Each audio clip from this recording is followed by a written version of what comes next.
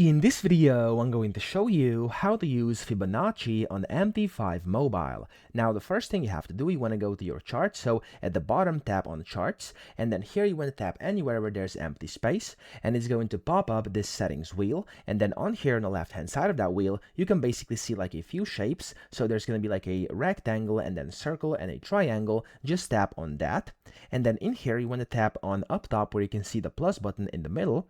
And from here, you want to scroll down a bit. And as you can see, here's all the Fibonacci. You have the retracement, you have time zones, fan, arcs, channel, and expansion. Select the one that you want to use. So for example, if I do the retracement, I have to tap on it, and over here, you'll then be able to go ahead and just draw it here on your chart directly, just like this, by dragging things around. Now, at the beginning, it may be a bit difficult because, of course, you're doing this on your mobile phone screen, not on the computer. However, it's very, very doable. So for example, you have to just move these around, these little circles, and at the top left, you can see basically a zoom in of where you're actually placing it on your chart, and that way you can then of course use your Fibonacci over here on MT5 mobile. So that's it. I hope this video helped you out. If it did, please subscribe to the channel and help me out as well.